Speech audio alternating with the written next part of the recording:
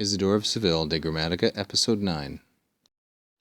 Translator enim ex simili sono alterius linguae litteram condidit, ut nosse possumus linguam Hebraicam, omnium linguarum et litterarum esse matrem. Sed Hebraii viginti duo elementa litterarum, secundum veteris testamenti liberos utuntur, Graeci vero viginti quatuor. Latini enim inter utramque linguam progredientes viginti tria elementa habent. Isidore now picks up where he left off in the last episode, describing how it is that the Greek and Latin languages are, according to him, derived from Hebrew, so that the alpha of Greek is, according to him, from the aleph of Hebrew.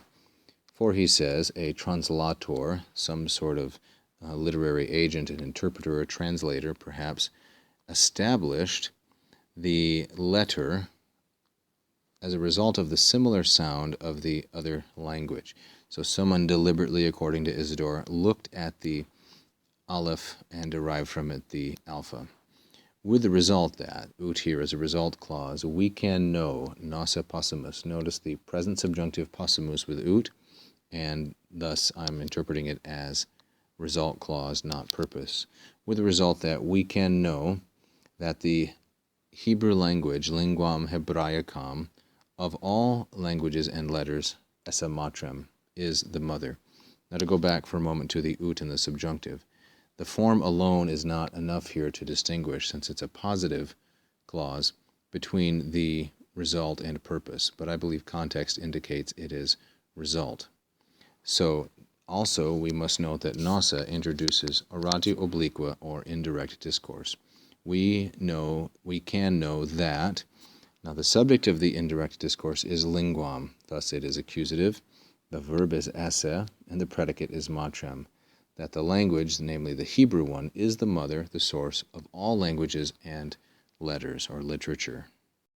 I'm not a linguist, but I don't think there is too much to the claim that the Hebrew language is the mother of all languages and literatures. Nevertheless, Herodotus tells us in his histories that Cadmus brought over letters from the Phoenicians, who were Semitic peoples like the Hebrews, to the Greeks. Thus, alpha, beta, gamma, aleph, bet, gimel, daleth, etc. But to continue, but the Hebrews, viginti duo elementa litterarum, 22 elementa, primary forms of their letters, according to the books of the Old Testament, they use. Now what's surprising here for me is that utuntur, this deponent verb utor, always patterns, in my experience, with the ablative, whereas viginti duo elementa, clearly accusative. But that's Isidore's usage. They make use of 22 primary forms of letters, according to the books, 22 books of the Old Testament. Obviously a different numbering than we have today. Those who are curious, I'm sure, can find out which 22 books Isidore is referring to. And indeed, in fact, truly, the Greeks make use of 24, viginti quatuor, 24 elementa litterarum, sometimes called the prima elementa, i.e. the ABCs. In fact, the Latin speakers, between both languages, progredientes, walking through or progressing between both languages, splitting the difference, you might say, they have or employ viginti tria elementa, 23 letters to their alphabet.